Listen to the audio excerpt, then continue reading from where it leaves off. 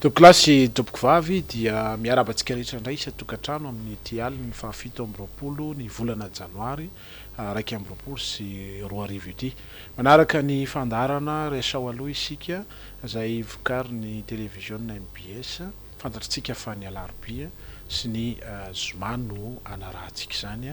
isa-tokantrano. Miarabantsika ny velany izay mampitondra fisaorana mandrakariva fantatray fa tena manaraka tokoa ny fandarana nareo ary renay ny fankasitrahana izay atolotra reo ho anay mirahalahy moa zany izay mitarika ny fandarana dia isaorana indrindra ary mitarika anareo foana izay ny ahitra ao anatin'izany ary mandray lesona mifampizara amin'ny namana ihany koa manoloana ny adihevitra izay ataontsika eto amin'ity fandarana ity. Vonisandrenjato no manolotra ny fandarana Guy Maxime Ralaiseno miarabanao tompoko. Miarabanao. Arak'izany Ndrenjato Vonisand dia mafapanana raha politika eto Madagasikara amin'izao tsika miresaka izao satria fantatsika ny amin'ny hoe roa taona ny tantanana ny filohan'ny repoblika ary rehefa mandeha ny tombanesaka maro samihafa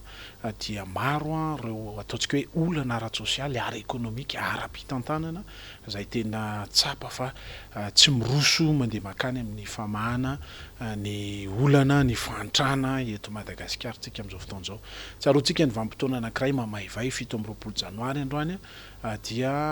fantatritsika ny vanim-potoana anisany namaivay ara-politika tamin'izany fotoana izany dia 9 amby roapolo janoary 5 sy 4 arivo izay fantatsika hoe mitarika mahatonga antsika amin'izao ny filohan'ny repoblika Andry Rajoelina izay anisany nitarika tamin'izany vanim-potoana izany no mitondra ny firenentsika amin'izao fotoana izao. Alaim-panahiny rehetra no mametra-panontanianany amin'ny hoe 12 taona teoriana aiza ho aiza ny fiainam-pirenena izy zao no mitondra inona ny zava-misy dia ho tsaivitsika kely ny lundi noir na ny semaine noire raha izay ny lazana azy satria ny ala teto Antananarivo indraraha iny nitatra tany amin'ny faritra 2 amby roapolo ary tena miteraka crise ara-ekonomika ara-tsosialy indrindra ara-politika satria hatramin'izao dia tsy mety miala ao anatin'izay crise politika izay tsika Ndrenjato. Ianao koa vavolombelon'ny tantara za koa anisany vavolombelon'ny tantara tamin'ny vanim-potoana inona no azo resahana manoloana andreny raharaha mamaivay ireny. Manantitra ny arahaba fantatritsika Guy Maxime Ralaiseno fa ny tantara dia verimberina ary eto amin'ity tany fandalovana ity dia ny eo ihany no miverina ary ohatrany hoe nozon'ny lavoisier mihitsy tsika amin'izay lafin'izay hoe rien ne se perd, rien ne se crée, tout se transforme. Dia izay le transformation zay no tsy vitan'ny olona mandimbo ny tantara ary mampalahelo ny mahazo an'i Madagasikara amin'izay endry zavatra izay satria tena vizaka tanteraka ny vahoaka malagasy noho ny mpitarika politika eto Madagasikara tsy mahavita manao transformation. Dia fantatritsika ny zavatra misy Madagasikara tena reharehan'ny frantsay mihitsy nahazahoany atsika ho zanatany ary nanao ny fomba rehetra mihitsy izy mba ho zanatany frantsay i Madagasikara. Efa nisy vanim-potoana teny efa anglisy tanteraka tsika ary fantatritsika fa ny anglisy no tena niditra teto Madagasikara voalohany raha ny fifaneraserana ara-politika sy diplomatika nataon'ny mpanjaka-merina tamin'izany fotoana izany dia tena anglisy tsika zany. Ny alfabeta moa zany dia anglisy tsika, ny fanoratra ny néologie rehetra zany hoe ny teny vaovao rehetra mamaritra ny teny malagasy dia saiky manakaiky ny teny anglisy zany ny teny malagasy. Fa eo amin'ilay fomba fanaovana an'ilay transformation frantsay dia mazava ny azy ny transformation nataony Madagasikara. Ny fafany tanteraka ny maha-anglisy atsika dia nampidiriny ny frantsay amin'ny endrika rehetra mihitsy ary napetrany natsitokotokony ho frantsay premier degré second degré sy ny etsetreetsetra zany a no vahoaka malagasy de teo le politikan'ny Machiavel zay niraisin'ny général Gallieni amin'ny hoe zarazarao anjakana de nazava ny politika nitondran'ny frantsay azy nefa kosa ny frantsay a tena metraka an'le réalisme politika tena mazava hoe rehefa ifehan'ny Madagasikara de mifehan'ny Madagasikara amin'ny endrika misy vahoaka malagasy na de kisaritsariny fotsiny ary ny vahoaka malagasy de mazava ny fomba nitondrany azy hoe tsy naverina ny fiandrianana araka ny fiandrianana fahampanjaka tahaka ny Marokanina ohatra fa naverina ho repoblika de étude anthropologique lehibe nahafahan'ny frantsay nametraka an'izany hoe tena lasa repoblika ary Madagasikara de ny ady hevitra politika teto Madagasikara taorian'ny ady lehibe faharoa de mazava fa zay manampy ny général de Gaulle amin'ny ady lehibe faharoa dia omena fahaleovan-tena de 47 zany ny akaiky indrindra ny tolom-panafahana natao teto Madagasikara ary nampifandray tendro ny vahoaka malagasy iray manontolo mbola tsy nisy telefônina tamin'izany mbola tsy nisy inona marina fa nisy morse lay fampitana vaovao amin'ny alala militaire zany hoe fampitana vaovao miaramila tamin'izany fotoana zany a fa nifandray tendro Madagasikara iray manontolo niarany tepo tamin'izany hoe fahaleovan-tena zany de fantatritsika fa teo manomboka miasa ilay politika amin'ny frantsay hoe zarazarao anjakana zay ny tsy natafavoaka an'iny satria tsy nanaiky ny verina ho fahampanjaka ny mainteny reny teto Antananarivo nitarihan'ny lehibeany tamin'izany fotoana zany a mba hanohatra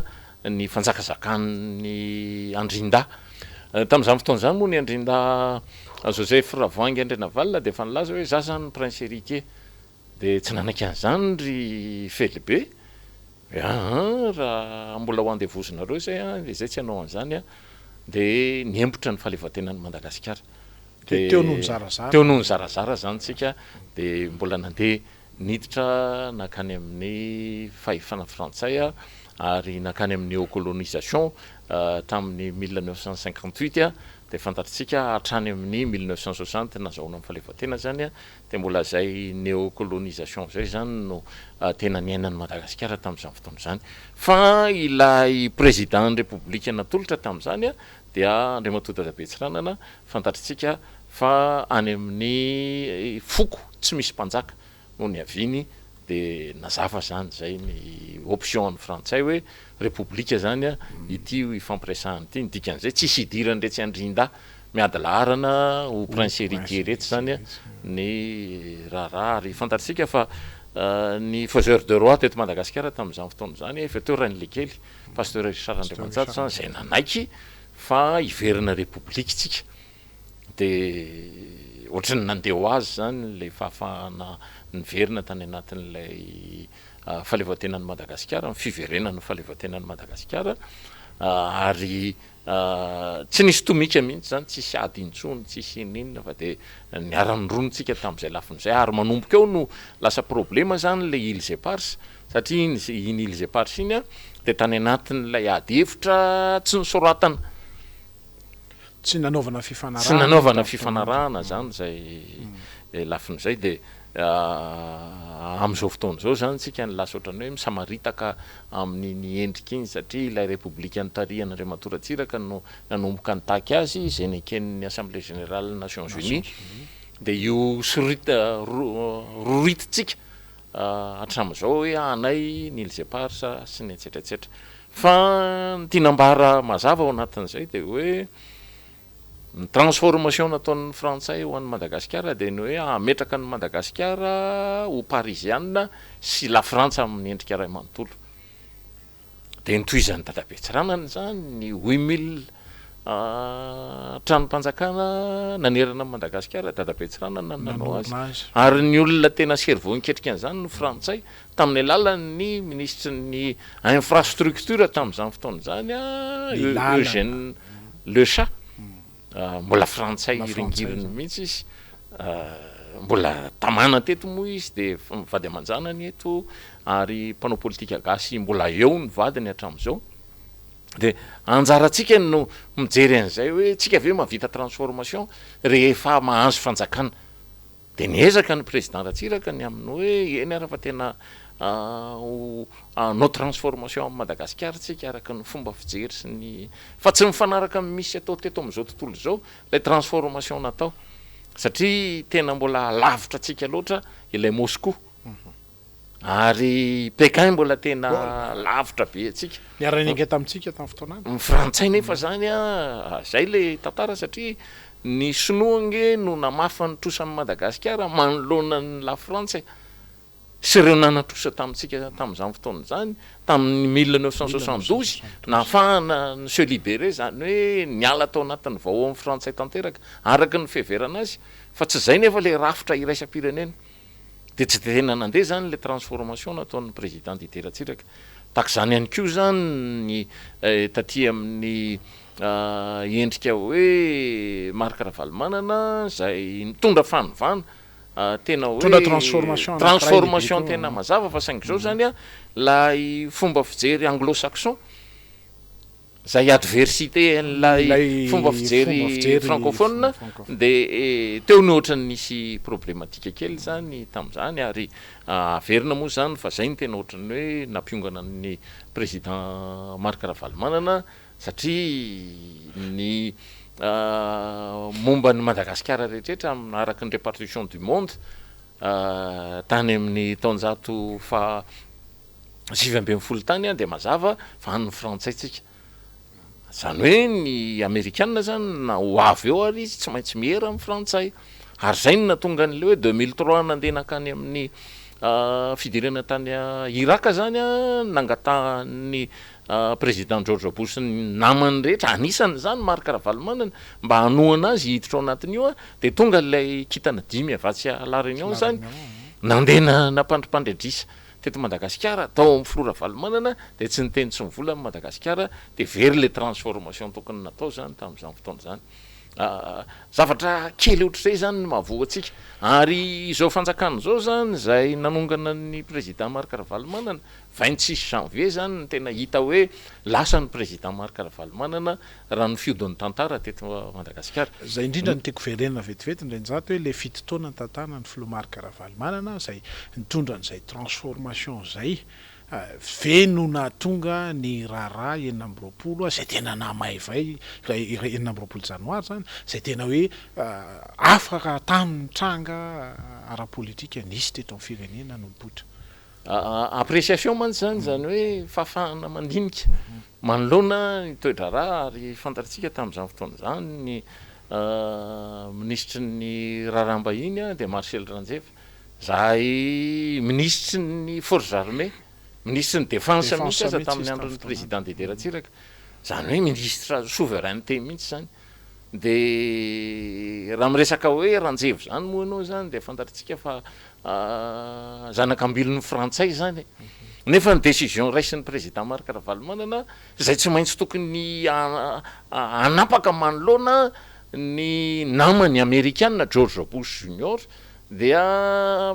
tsy ao anatin'le intérêt misy hoe intérêt any étapeny ihany zany manjary lasa mifandona de mampatitaka an'le transformation zay fa nandeha satria 2 milliards de dollars ange nangatahany Jacques Chirac teo anatrehany amidy Madagasikara tamin'ny Paris vonina ny olona ny ame le 2 milliards de dollars fa saingy zao tsy maintsy miankina amin'ny amerikanina le vola fa any amin'ny décision ahafahana mametraka an'le géopolitika zany an'ny frantsay de tsy mitovy ny intérêt ao anatin'izay de nidritra teo zany de ny malagasy ny vomafy tao anatin'le raharaha satria tsy afaka nieritreritra ahafahana tena mametraka ny Madagasikara araka ny tombontsoa tedaviny eo anivon'izao tontolo zao zay nge le problème de manjary lasa ny Pakistan zay mosarafy efa au bord de la faillite tamin'izany fotoana zany efa hoe very efa iongana etsetretsetra miverina satria le intérêt amin'ny Madagasikara ny lasa mosarafy le intérêt amin'ny Madagasikara ny lasa ny Philippines de nanjary lasa mivoatra be zany Pakistan zany tafapetraka mosarafy nanjara nisy autoroute be deaibe zany Pakistan zany Pakistan tadio fa ao anatin'ilay pays nucléaire authentique miaraka amin'ny Inde de vita teo zany le hoe transformation tokony natao teto Madagasikara zay appréciation zay zany zay discernement vigilance politique manoloana ny géopolitique eran'izao tontolo zao zany no tsy tafavoaka satria misy olona miaro intérêt manokana intérêt kely tsy de mavesa-danja manoloana ny intérêt amin'ny voaka malagasy lingilingy any atapony any de potraka le mpitondra fanjakana ambony de Andriamatoa Rajoelina io moa zany tsy nisy olona nahita ny ekibon-dreniny fa Andriamatoa Rajoelina zany rehefa renforcer an'le pouvoir na 10 taona mandat ray zany afaka nanao zay tiany atao de sarotra aminy aty am'izao fanjakana ara-dalàna zao no miverina am'lay mijery ny tombontsoa amin'ny Madagasikara manoloana an'izao tontolo zao hoe tsika hanao Covid hanao CVO tsika fa mitodika aty amintsika maso an'izao tontolo zao mieritreritra no mpanjaka an'izao tontolo zao mieritreritra no ho tafavoaka samy rehereto de zay io problème io satria ny 26 janvier inge rehefa tena dinihana ny tombontsoa marikaravalmanana no potehana de ny tombontsoan'le émergent lay zandrikely rehetra mba nisandratra tao amin'ny resaka teknôlôjia moderne sy netrehtra tao beoririka reo no tena vo zany tam'izay fa nahita karana ave anao vo nahita sonovy anao tena hoe vo mafy na frantsay vo mafy misy any frantsay vitsivitsy ny score ny eny fa ny score nge rehefa tena jerenao zany amin'ny zavatra oatra de misy accointance amin'ny TGV any izy rehefa tena dinihanao raha jerena amin'ny sary maimaika zany fa azo alalinina moa zany rehefa tena dinihantsika ny fandehan'ny raharaham-pirenena fa rehefa zay zany fetrany de mazava ny aingana tany Analakely de ny hoe andeha ao amin'ny fitsaranao nosy de naninona ny fitsarana ny tsy may fa ny radio nationale may ndikan'izany ny intérêt an'ireo olona ny tany saiko hoe tsy vory ao amin'ny tribunal io zany hoe io tribunal io zany tsy miaro ny intérêt any gasy maro anisy io de samy mandinika mijery manodidintsika hoe zay marina ve mifandehany sa tsy zay fa raha may io tribunal io sanatria mivavaladiny lela de veridolo ny tombontsoany rehetra ary hitatsika amin'ny fomba fandehan'ny raha zany hoe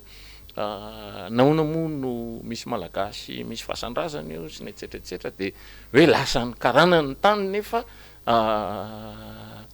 amapolo taona ny mahery amanjato taona ny hatrany am-piantoana ny dikany hoe fahasandrasana ange tanindrazana ary lalàna gasy zany zay le droit coutumier no lasan'olona vahiny tonga rapitso problématique zany ary mila resahana mila tena resahana mazavo zany ary amintsika amin'ny teny zao zany rehefa tena manao an'le fampelezakevitra amin'ny endrika fanoherantsika de miatakataka dolodolo ny olona rehetrrehetra zay tsy manana intérêt amin'ny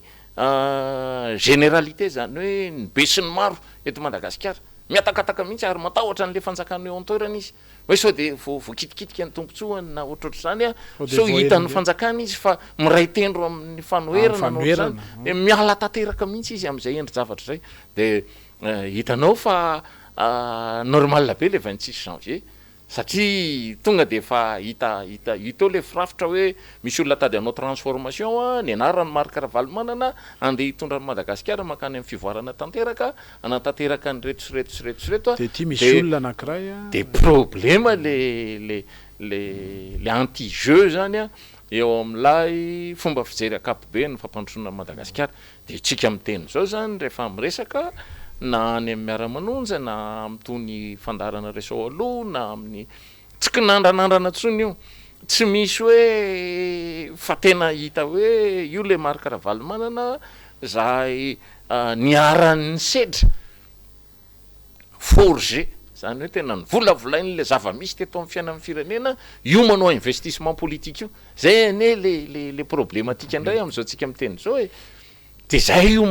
mampifaremotra be an'le mpitondra fanjakana hoe tena marakarahavala manana transformeny zava-misy sy ny natao teto Madagasikara io mitarika amin'ny fanoherana io ary tsy hoe fehitarika ny fanoherana fotsiny ny président Marc-Ravalomanana manana fa mahazo légitimité constitutionnelle zay zany ny problème zany fanohanany malagasy ary mahazo ny fanohanany malagasy raha iverenako le 9 janoary de mazava hoe tsy zavatra tonga ho azy fa zavatra nomanina mandeha makany am'izay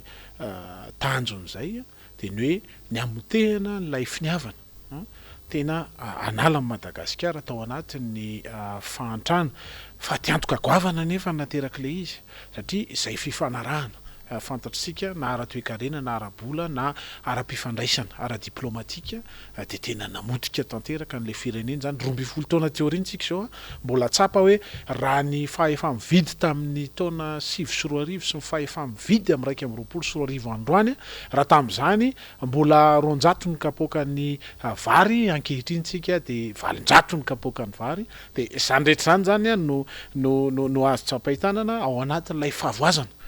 resatsika eto andrenjato fa miresaka n'izany hoe fifandraisana diplomatika géopolitika raha zay lazana azy am'izao vanim-potoana zao fa tena misokatra zao tontolo zao manoloana ny fijerena akaika ny firenena mpikambana ny firenena zay manana toerana goavana toy Madagasikara ohatra satria nosy anankiray zay manan-karena manana maizy azy manana ny arena na ambony na ambanin'ny tany na ny faridranomasina na ny arenan-dranomasina ndrenjato raharaha volamena mipotra am'izao tsika miteny zao zay tsy eritreretiny rehetra mihitsy hoe raharaha andeha lavitra satria dia tena miteraka n'izao raharaha politika mamaivay eto amin'ny tany sy ny firenena zao satria tena mijoro ny mpanohitra ary mijoro ny vahoaka malagasy manoloana an'izany 9 janoary 12 taona teoriana verina ny tantara ho izy ianao de sanatsin'izany ve zany iverina koa ny tantara ny 9 janoary ka isy fandoronana isiny eto amin'ny tany sy ny firenena zay zany no ametrahantsika hoe ny fanoherana eto Madagasikara am'izao tsika miteny zao de opposition intelligente tsy adikako amin'ny teny gasy mihitsy le izy satria zay mihitsy le izy satria raha tao anatin'izay roa taona zay de nangina ny fanoherana nanome délai de grâce mihoatra ny tokony ho atao satria 100 andro ny délai de grâce zany raha ny tena marina 3 volana fa nomena roa taona zany ny président république nandalo koa moa ny covid fa izay délai de grâce nomeny mpanohitra zay zany tsy nangalan'ny mpitondra tsirony mba ahafahany tena mampiseho fa mahay izy noho ny mpanohitra tsy nangalan'ny tombony de fantatsika fa vita mihitsy ny roa taona de nitranga ny problème écran plat nitranga ny raharaha bombo sucette mitranga daholo ty raharaha tsy lana fanoherana zany ange tsy mila hoe misy mpanohitra fa misoloka ho azy eo zany zavatra zany ary matoa zany misoloka zany hatramin'reto raharambolameny reto dia tsy tsika irery manara-maso amin'ny fiainan'ny firenena fa miara-manara-maso amin'ny fiainan'ny firenena koa ny mpiara-miombonantoka amintsika eto Madagasikara de tratra zany le mpitondra fanjakana am'izay lafin'izay de rehefa tratra izy de mametraka ny mpanohitra hoe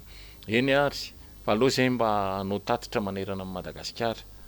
de sakasakana an'le mpitondra amin'ny faran'le tatitra satria sao de milaza zavatra tsy tokony ho lazaina ary manala baraka azy araka ny fomba sao de mamerina 26 janvier 2009 tsika zany raha ohatra ka ny tena fanoherana eto Madagasikara zany lavitra amin'ny fanoherana ny mandeha makany am'izany hoe 26 janvier zany satria ny fanoherana am'izao fotoana zao raha ny dozy eno ange tsika ny tety amin'ny Madagasikara ny dozy enony zany avy any amin'ny opinion zany hoe ny fieveran'ny olona de fa tsisy tsony io fanjakana io vao mivoaka ange ny doublon tamin'ny herintaona ohatran'izao ny doublon no mipotra de fantatritsika fa soiany fa nisy covid ny volana marsa de tonga de raha rakotra tao zany tamin'ny fametrahana an'le amena ara-pahasalamana ny tantara rehetra tokony ho tantaraina mikasika ny doublon de tsy nanararoatra an'izany mihitsy mifanjakana fa mbola neboebo hoe zay zao no mitondra etsetretsetra fa tsy zany tsony le fomba fanaovana politika tsy zany ny fomba fanaovana transformation ny firenena anankiray fa ny transformation amin'ny firenena anankiray a rehefa hainao ny miain'ny olona de manao an'le transformation apahakingana de zay no atao hoe mitondra firenena ainao mitarika an'le olona tafiditra ho azy eo anatin'izay zay zavatra rehetrrehetra resantsika zay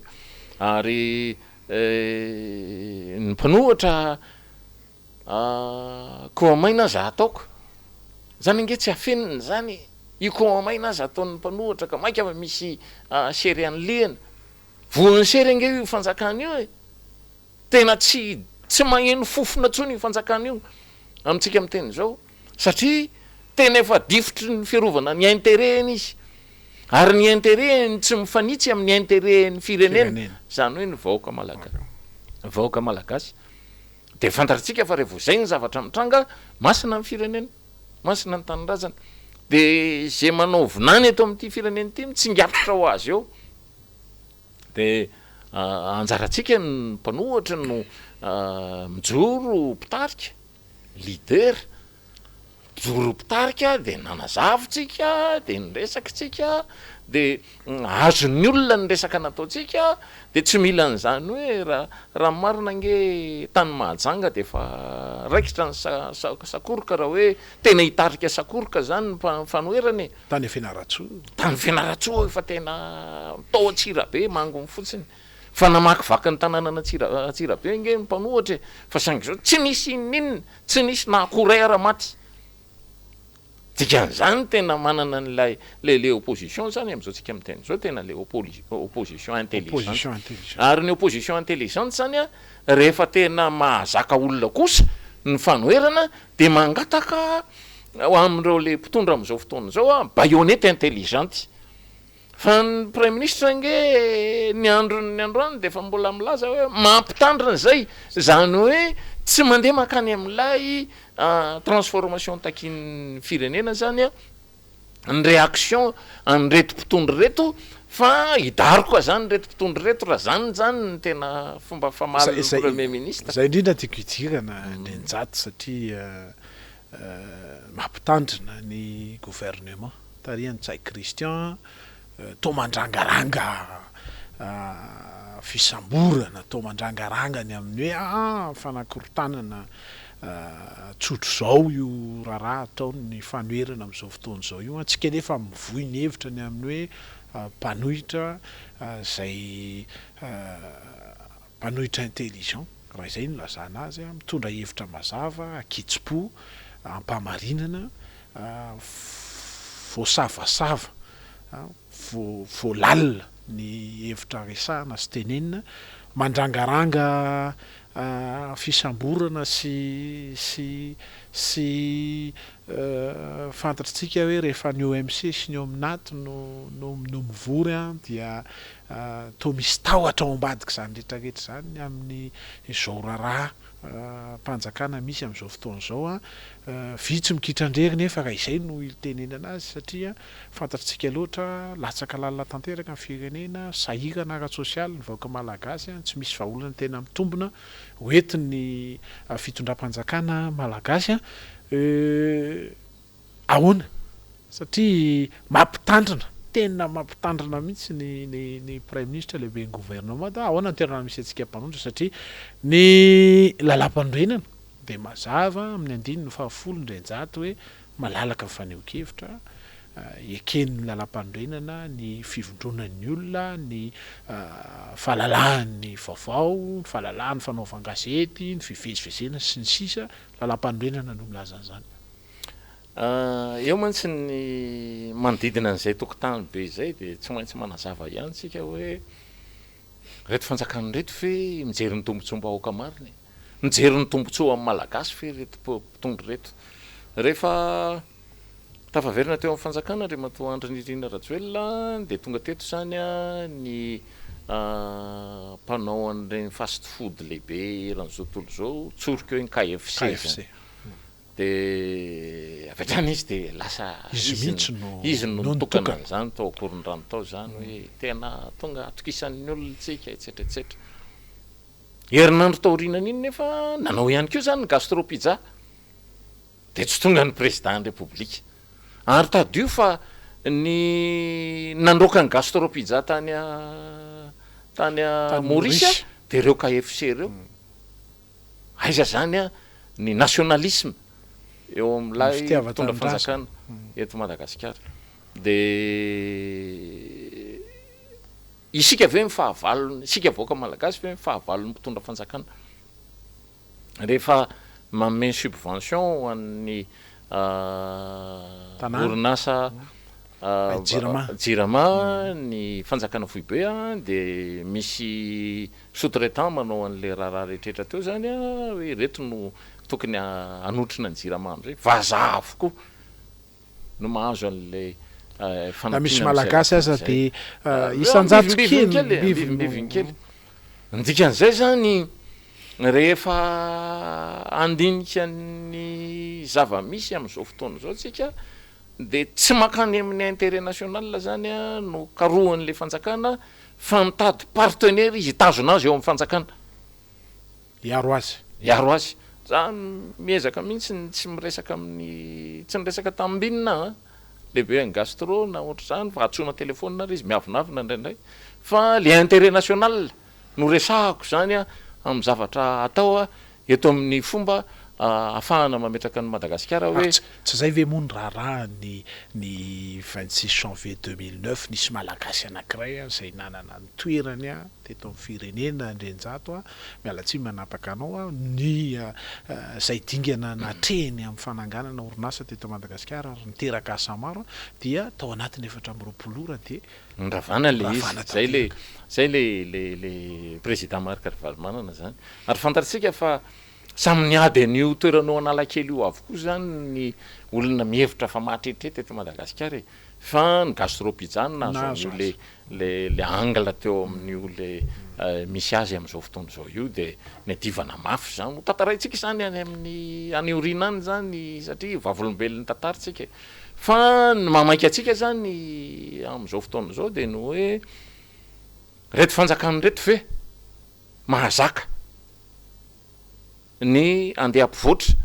ny vaoaka malagasy a 2 isanjato mahantra de tsoriko zany raha ny zavatra misy am'izao fotoana zao tsy zany ny ataon'ireo Antananarivo renivohitra no jerentsika eto Antananarivo renivohitra ny représenté 92% ny mahantra indrindra era Madagasikara fa eto ihany misy an'io mpitsindrokanina tjordir io tsy misy an'io nge era Madagasikara raha tsy eto Antananarivo renivohitra fa tsy vita ny manala an'ireo fotsiny zany de nareo ailika ny velana Antananarivo a nareo anaovana toeratsy zaka eto Antananarivo renivohitra zay ihany mba politika amin'ny fanjakana fa tsy misy mihitsy politique de réinsertion zay apetraka am'ireo olon'ireo ndikan'izay a tsy tafavoaka zany a izao fanjakana zao tena tsy tafavoaka tanteraka mihitsy zany izy a manoloana ny fampandrosoana ny fiainan'ny firenena ary zany fampandrosoana ny fiainan'ny firenena zany a tsy atao atendrom-po zany na atao ankinavonavony zany a na atao anterisetra zany fa zany a misy programme aiza raha miprograma ny fanjakana io anaovany an'izany zao izy vo andinika ny PEM programme de l'émergence Madagasikara inona zany ny fomba nitondrany amin'ny Madagasikara pilotage à vue nanaovany amin'ny Madagasikara hatram'izay ndikan'izay tsy tafavoaka zany ny fanjakana zany hoe tsy ny fanoerana zany a no tomponantoka amin'ny fomba mampikirotana ny fiarahamonina eto Madagasikara fa amin'ny fanjakana zany sady tsy manana programme tsy mahay miresaka aman'olona tsy mahafantatra amin'ny tombontsoa mivoaka malagasy fa metehatra amina sokajin'olona vahiny eto Madagasikara mba iarovany any toerany zay zany tena mazava be zay endry zavatra rehetrrehetra zay de fantaritsika fa raha hampandrosoan'ny Madagasikara ianao zany a de tsy maintsy programme misy péréquation misy atao eto Madagasikara vao mety ho tanteraky zany fa raha ohatra ianao tataidronao mandroatra fotsiny eo de anao an'izao anao anty anao de vao may ianao mandeha makany any tsy ara-dalàna de io tsy ara-dalàna ataonao io ny kororo ampanohatra de io mampikorotana le io mampikorotaka anao hoe tena manakorotany reto mpanohatra reto lazao ary inona no korotanina ny programma tsy mandeha araky ny lalàna ny fitantanam-bola nge ny korotaniny mpanohatra tsy faiza mitantana tsy faiza mitantana nge ny fanondranana tsokosoko ny arem-pirenena ny mpitondra fanjakana ave anao tsokosoko e zay le problème zay mihitsy le problème mandraindraty satria zay voalazy zay mihitsy hoe fanjakana ve anao zavatra ntsokosoko tsy mitondra ara-moa izy hitatsika reny ny fanadidina nataony enquête parlementaire zay nanontaniana moa ny filohan'ny antenmeran'do olona am'izao fotoana zao zay tao anatin'ny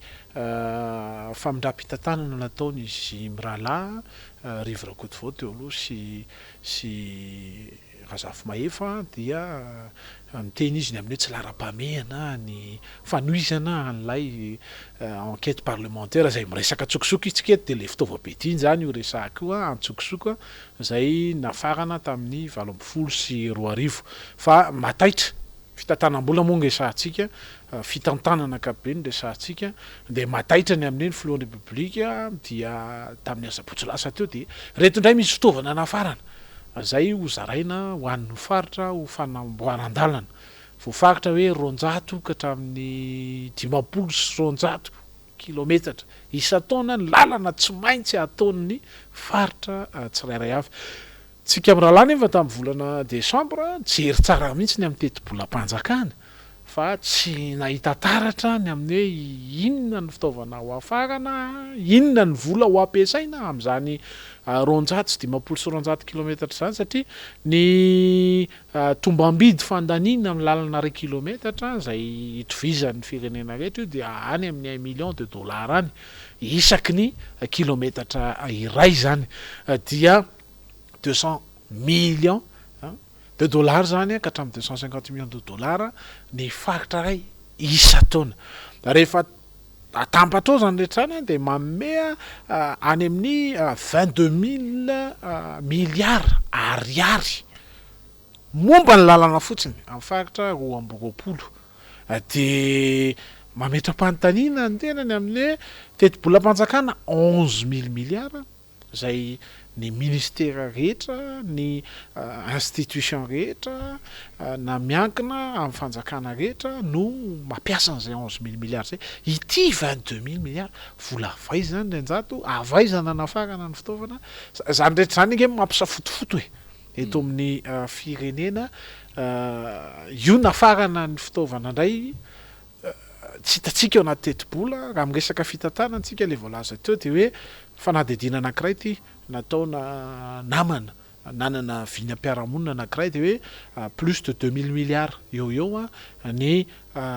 gapy zany hoe ny vola very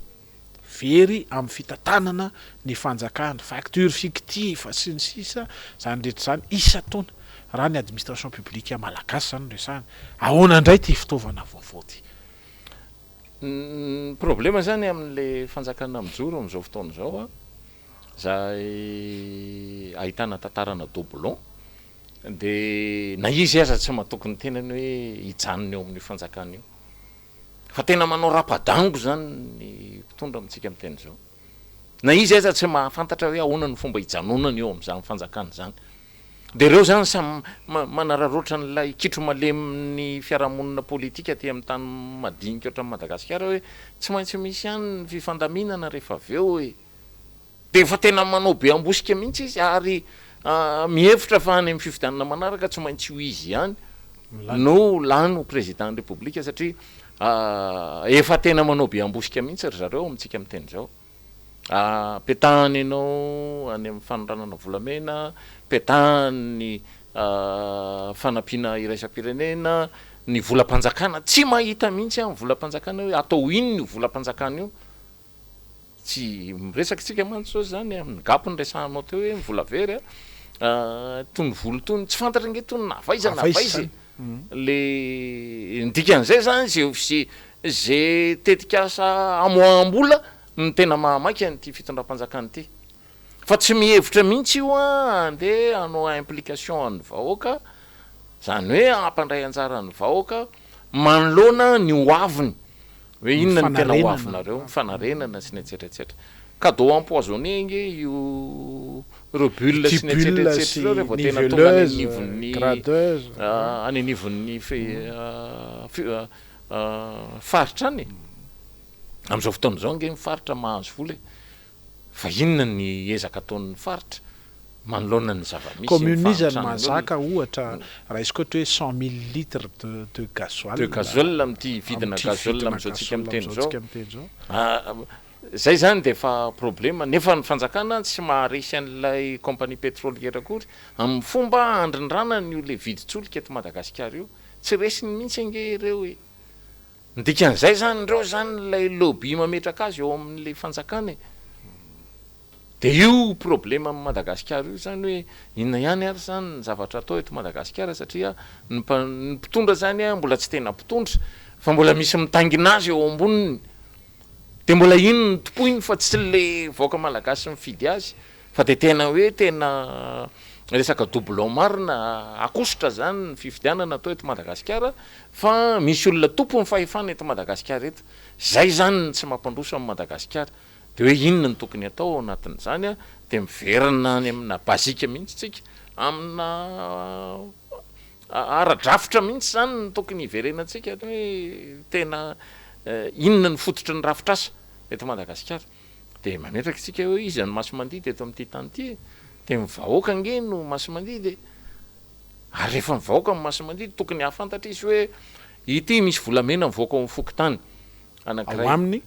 mandeha makaiza de makao amin'ny commune Tanimbary ohatra de voafezay de zay no atao hoe traçabilité mandrapatonga any amin'ny ladoany ivoahany zany etany zany eto Madagasikara de aveo ndray avandray ny midina ty miditra amin'ny kitapo-mbola panjakana de ohatrohatrazay zany tokony fomba ahafahana mandrindra an'le fiainan'ny firenena fa rehefa mampiatra an'izay fototry ny rafitr'asa zay zany a ny fanjakana mijoro a de manaiky ho azy mipartenaire nge démocratie ny tedaviny zay ny condition sine qua non any fepetrapetraky ny fiarahamentany iraisam-pirenena de hoe ny démocratie ka rehefa mapetraka ny démocratie ianao inona moa ny idirany am'izany tsisy idirany mihitsy ange zany fa nga raha mifanjakana ny miara-dalàna amin'ny fanondranana volamena nga zany atsokosoko fa saingy le fanjakana nge manao antsokosoko de taitra ny olona de ketohany ianao resaka démocratie ianao ndrainjato démocratie sauvage ny midina andalam-be ozy ny lehibe ny faritra Analamanga tamin'ny faneho-kevitra nataony tamin'ny hainao manjery zay tokoa hoe nizy satria manerana an'izao tontolo zao ane de efa mandeha zany fahalalana ny faneho-kevitra zany ny fivondronan'ny olona milatsaka andalam-be raha any Europe ianao de milatsaka andalam-be ny olona any États-Unis ianao de milatsaka andalam-be ny olona maneho hevitra rehefa tsy mety aminy lay tantanana ny rehefa tapidalokale zany ny autorité de l'État tena tapidalakale tanteraka ny autorité de l'État zao satria tena efa manao justice soi-même fitsaram-bahoaka zany nge efa justice soi-même zany io zavatra ataon'ny olona rehetrarehetra io nge tena tactique alimentaire zany hoe nonany olona de lasa izy mandeha makany am'le aizy any mbola nisy an'izany hoe reny be mpianakaviana maromaro mamosavy ankizy manapozina ny ankizy satria efa tena lasa problema zany le fahamarony eto Madagasikara zany manjary lasa ny antom-pisina mihitsy ny manjary lasa problema eto Madagasikara de tsika no mandinika ny raharaha tsy manana rôle am'izany tsy manana anjara andraikitra am'izany ny fanoherana fa ny anjara andraikitra ny fanoherana de manazava tompona andraikitra ara-pitantanana politika ny fanoherana de lasa izy melo lalana ny olona fa tsy ny olona indray ny elo lalana azy de manazava zany a ny mpanao politika eto Madagasikara hoe tsy mety kosa zao tsy mety zao tsy mety zao de rehefa taitra ny olona rehetra manoloana an'izay zavatra tsy mety zay a de manaraka amin'ny mpanohatra resy zany ny fanjakana zany nge tsy maro anisa tsony ny fanjakana ny fanjakana koa tsy maro anisa tsony zao e raha ny endriky ny fandehan-draharaha zany tsy maro anisa raha ino no atao hoe baromètre zany ny expression démocratique farany teo tamin'ny 2018 de tsy maro anisa ntsony ny fanjakana satria ny fanjakana tsy niezaka mba nampitombony ambaindainy hoe nandeha ny côte ny HVM nandeha ny côte ny TIM nandeha ny côte ny etsetretsetra fa ny zay zao no mitondra fanjakana mangininareo vitsy anisinareo matahotra fifidiananareo ataovy ara ny fifidianana am'izao tsika am'teny zao asio fifidianana anticipé présidentiel satria iny niteraka doublon teto Madagasikara de andao averiny zay lafiny zay amboariny seny ataovy ny ACC amboariny le fifidianana midina any amin'ny fokotany ataovy ny fifidianana président fokotany zany ray alahady zany de vita avokoa tsy misy inninny zany fifidianana président fokotany ray alahady zany de vita zay de andaotsika hiatrika an'izany élection présidentielle anticipé fa zany moa tsy ho ataony zany satria manahirana azy zany ary na farafaratsy ny manaovy ianao troisième tour ny présidentielle andaotsika ianao président ny fidy président ny région sy ny conseiller régionaux manerana Madagasikara de alefaso koa ny président de province chef de province sy ny conseiller provinciaux de andao ary fampitsara fa ataovy au suffrage universel direct eo mantsy mbola devitra grave satria rahantsika malala ny Sénat farany teo ny composition ny Amileville resaka ndray izy am'izay lafiny zay zany manoloana ny crise politique ohatran'ny misy eto Madagasikara satria aloha ambara fa efa crise politique zao misy eto Madagasikara zao rehefa défaillant zany ny mécanisme ny fanjakana de crise politique ny anaran'izay ny défaillance tsy mila hoe ho azavaina taky ninona sy ninona zany hoe tsy zakany tsony le fanjakana ndikany hoe fanjakana défaillant tsy mahazaka ahoana moa ny volany lasa mitotonganao 25 000 am'izao tsika miteny franc malgasy ny 1 euro nahoana no ny vary no mitotongana ohatran'io zany lasa efa 3 latsaka kely eo ny kilao amintsika miteny zao nahoana ny mpianatra ny tsy afaka mianatra maninona ny misy kere any atsimo maninona ny jirama kofina maninona ny mpianatra eny amin'ny anjerimanontolo no mikorotana tsy vita tsony ny manotrina azy ny ohatrohatr' zany fa maninona ny any amin'ny fitsabona ny tsy vita amin'ny fanjakana intsony ny mpianatra ny frame maninona tsika tsy mahavita manafatra vaksiny mba miady larany ohatran'ny olona rehetra eto ambonin'ny tany hoe mba anafatra n'izany vaksiny zany fa maninona ny olona no terenao andeha atao anaovana test clinique am'le tsindrona am'le CVO fa maninona zany ny zavatra mitranga satria crispé tena crispé tsy miodina grippé tsy miodina tsara intsony le autorité publique zany le administration en général de fefika zany ny fanjakana malagasy amintsika miteny zao de rehefa fefika amin'ny fanjakana malagasy am'izao tsika miteny zao de crise politique ny anarany zany de ny famahanany crise politique tsy maintsy politique tsy maintsy raharaha politique fa raha mbola andeha hijery teknika ianao ny teknika an'io mantsy de hoe ny fitandrona amin'ny filaminana fa nga zay mikirotany tsy mbola nahita mihitsy ianao hoe mpanohitra ka nandeha niantsy ny mpitondra fanjakana tsy nisy zany tena zotra ara-dalàna eo amin'ny attribution ny fonction ny zo tokony anana ny fanoherana rehetra no ampiarin'ny mpanohitra amintsika miteny zao de manaraka azy ko sara le olona io nge tsy hoe amboambo de ireo le olona fa maneno eran'ny Madagasikara ny rehetra mihitsy no manala ny sarim-bolany am'izao tsika miteny zao ndrenjato mampaneno lakilosy mampaneno vilany raha izay no lazana azy satria de tena tsy aombaravarantsony ny fantrana fa efa ombilaniny raha am'izao tsika miteny zao dia ezahany mpitondra moa totofana amin'ny raharaha fanafarana tohitony hoe zao ndray ny dinganao ataotsika zao ndray ny programa am'raiky amby 24 ngesantsika mingala tety any tamin'ny taona lasy iny mahakasika ny tsimoroko rendray zao fa ho avy ny filohan'ny république iresaka momba ny Bemilanga rendray zao fa iresaka momba ny Sakara maro no maneho hevitra ny momba ny raharaha kereny amin'ny hoe sanatria ankehitriny zany dia atao ankivy toy io ny vahoaka malagasy any atsimo mba hibodrona tany ahafahana mitrandraka ny harem-pirenena misy effet d'annonce atoato ranore makasika an'izany raharaha zany a hoe tsy mandry Madagasikara fa tsy maintsy reto no ivoahantsika eo anatin'izany tsy miroromono resantsika teto 1,7 milliard de baril no ao amin'izao tsika miteny zao a ifandroritana ny raharaha satria pipeline 200 km tokony latsaka kokoa ny tetibidy voatery tsy maintsy hanao lalana hatrany Mahajanga mitatitra ny fuel-loro zany rehetrarehetra zany tsisy mangarara de manana ny antenimieram-pirenena sy ny antenimieran-dolona maro anisa ary izy amin'izao fotoana izao ndrenjato zavatra manahirana de zao hoe oaiza tsika ty raha izany roa taona ny tantanany zany mahavita 5 taona ve ty fanjakana ty manoloana zao fitantanana ara-politika efa krisy ositsika eto ka zay ny probleman'le fanjakana tsy maro-pototra zany rehefa tsy maro-pototra ny fanjakana de mijery bizina fotsiny izy de mijery ny ahafahany miatrika ny fanaovana politika satria ny fanaovana politika eto Madagasikara zany zao de resa-bola de any am'izay misy vola no alehan'io fanjakana io mazava ange ny fanazavantsika teto hoe fa maninona tsy alefan'ny Mozambique io anaovana an'le pipeline de Mozambikianina daholo manao an'raha vinona ny tokony andrarahantsika tena am'izay lafiny zay mbola afaka miresaka ny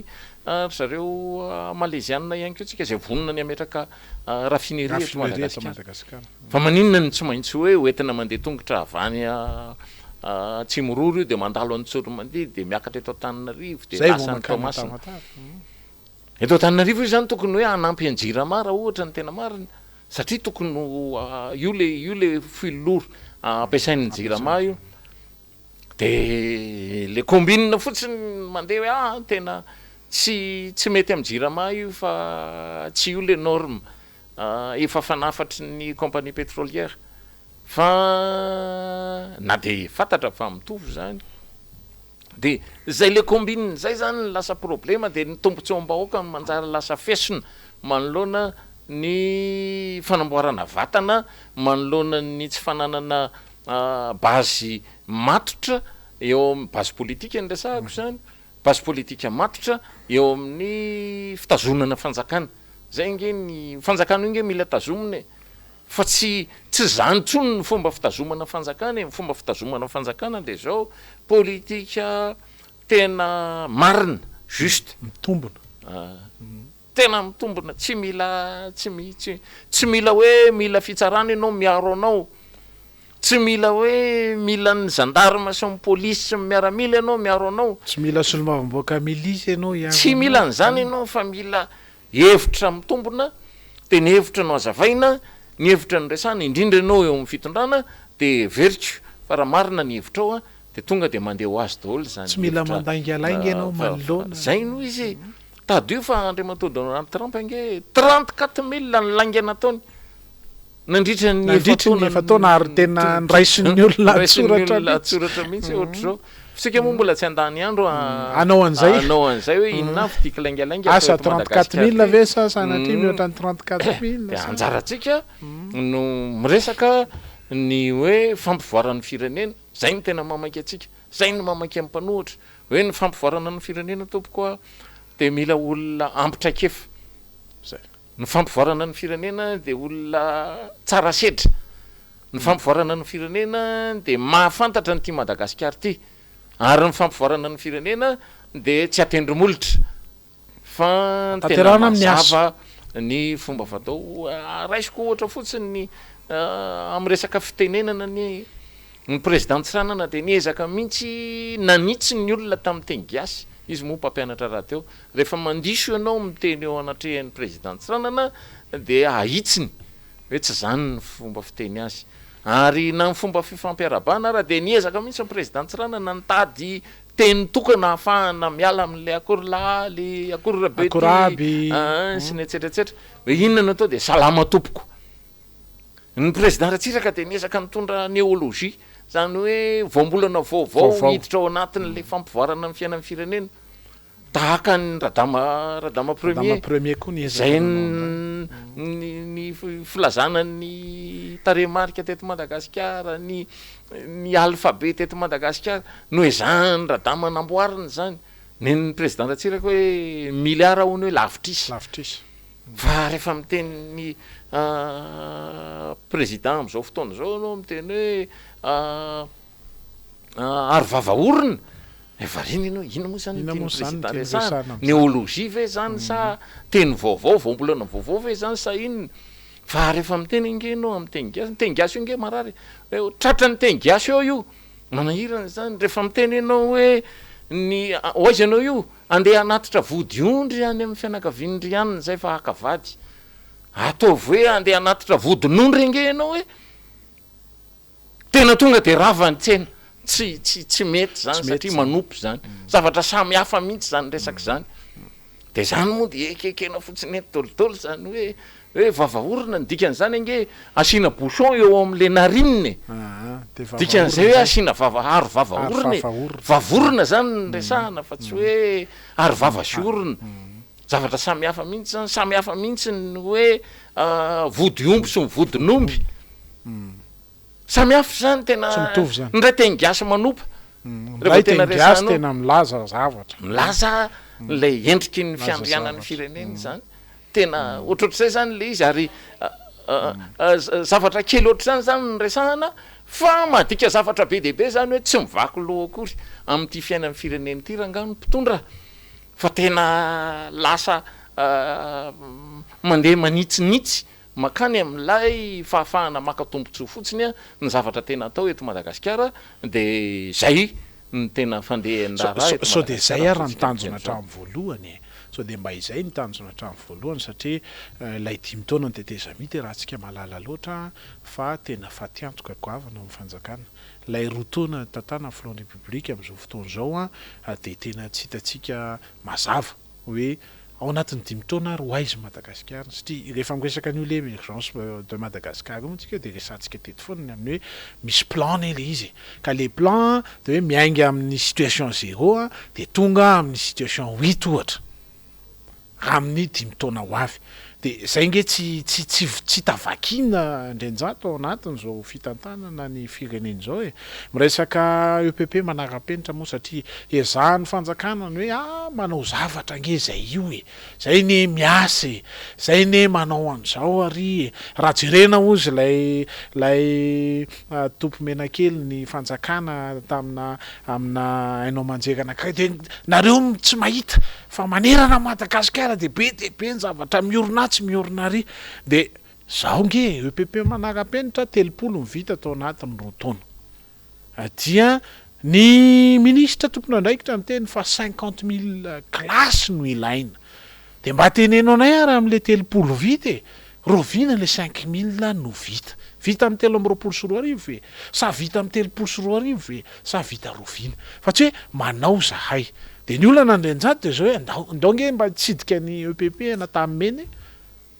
etsy tamimena fotsiny fa tsy mandeha lavitra misy EPP zay naoro ny filotsirananao de ndao mbo tsy diatsika nge misy salina 30 ao de ndao mbo jerentsika hoe manahoana momba ny trano fa raha vo avy ny orana nandrenjato de mirava robaka mirava amin'ny mpianatra ny W petrahana izy rehetra dia atambatambatra tsy maintsy miakatra ny ray aman-dreniny mpianatra le fikambanana manamboatra isaky ny asabotsy zany ny ao tamimeny ka raha iresaka tsika anao 30 manara-penitra roa taona rovina ary le 5 000 ary indrindra mandeha mankany am'le resaka raha taonao teo de ny hoe ny mahamaika de ny manorona zavatra vaovao fa tsisy tena paikady mitombona ny amin'ny hoe raha hoarenina ny fanabeazana eto amin'ny firenetsika de inona ny politika inona ny dingany ao ale toy ninona ny fandaniam-bola tao iza mpiara-piombonantoka ary ahoana ny amahana ny olana fototra makasika ny mpampianatra frame am'izao tsika miteny zao misy ny subventionné ndrenjato misy ny tsy subventionné voatery nefa ny subventionné tsy maintsy mampianatra maraina sy ariva satria le elanelana ray metatra zany de tsombontsony lakilasy de misy miditra maraina misy miditra ariva reto tsy subventionné reto nefa de le mba maraina no esany de ny ariva izy anetsa satria tsisy manome vola azoko fanjakana amiteny tsy manome vola ny fanjakana mahakasika an'io mandritry ny telo volana de zany rehetra zany ange no manahirana ny vahoaka malagasy am'izao tsika miteny zao raha iresaka n'izay lafiny zay fotsiny fitantanana akapobe raha-panjakana ndrenjato misy 2000 milliards ariary banga fa inona tena olana amarana antsika kely nyty fandarana androany ty ny tena olana zany eto Madagasikara dia tsy niomana ny tondra reo olona tonga reo fa iomana ny andeha ifehy ny volam-bahoaka eto Madagasikara satria any am'izay sehatra ahafahana mamoaka amin'ny volam-bahoaka de izy ny loha laharana am'izay lafin'izay zay zany ny tena zava-dehibe raha ohatra ka misy olona mitady anindrinindry azy amin'ny hoe manana vola be de akato ny serita ohatra raha ohatra ka manelingelina azy ny orinasa vazaha tantana Antsimororo de anaovany antso-jay eo iny rehefa tsy manaraka ny sitrapony satria izy mila mba ho tohanana any anatiny lay fitantanana an'lay vola zay miodikodina eo am'ireo arena eto Madagasikara reo ary izay politika mijery ny famoaham-bola zay zany de politika fanetry be ny tany zay fa ny politika tsy maintsy atao eto Madagasikara de politika mandeha makany amin'ny kibon'ny olona any anaty vilanin'ny olona any anatin'ny tombotsoan'ny olona any anatin'ny fampirisihana ny olona andeha andray an-tanana ny fiainan'ny firenena fa rehefa tsy zany ny zavatra mitranga de zao ny mahazo ny mpitondra malagasy de reo mantsy ange veriny foa tsotsotra zany hoe asy rehefa aveo mifanaraka fotsiny ange de vity io de izy moa manambola noho izay ary zany ny feon'ny voaka tamin'ny vanim-potoana sasany hoe problema ndravalymanana ange nampiongana azy de satria mbola kelikely ny vola teo am-pelantanany ka tsy zany ange namaika ny olona nampiongana amin'ny Rajaonarimampianina de satria tsy mbola afaka tena namory vola tsara izy de nitazomana an'le fiainan'ny firenena président Rajaonarimampianina ange ka niteten'izao tontolo zao nandritry ny roa taona namitrana ny fihavanantsika tamin'izao tontolo zao zany moa misy miteny fandaninandro zany etsetratsetra ko maninona raha ny aina tsy ataonao hoe fra malagasy de tonga de milamintsika nge fa maninona tsy afaka manao an'izany tsika satria tsy afaka miolon'olona eto amin'ity Océan Indiana ity zany ny firenena malagasy de ndikany tsy maintsy manara-penitra ianao io filamatrinareo io mihitsy ny tokony arahana manara-penitra de inona mifenitra arahana demokrasia zay nge le izy ngatsika nanana ny resahana teto Maxime raha ohatra ka nao nampiasa demokrasia mazava reo tonga tsika de nangina tanteraka tsisy zavatra nyresahana tsy afaka nyteny moa tsika tamin'ireny hoe zay mila manao pré-campagne sao de be felonana azy rendrany de nangingina fotsiny teny tsika sy ny ohatroatra zany fa zao fahatongava-tsainy ny vahoaka malagasy tarihan'ny mpanohitra zao ny mahabe fanantenany zao tena mahabe fanantenany zao ary angamba satria ny malagasy moa saratra manantitrantitra zay no mahatonga atsika amiteny hoe fotsifotsy fa tsy fotsy menamena fa tsy mena zany hoe nitahotra ny andanga de tsy manantitrantitra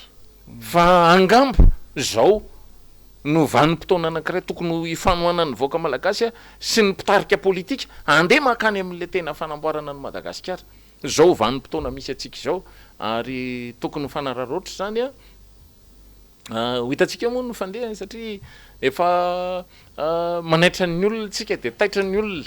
de maro tokoa ny manaraka tena manaraka ny olona miara-manonja ary manaraka ny ary tena manonja tokoa ny olona miaraka de anjaratsika zany no manaraka an'izay ary aoka tsy fanararoatra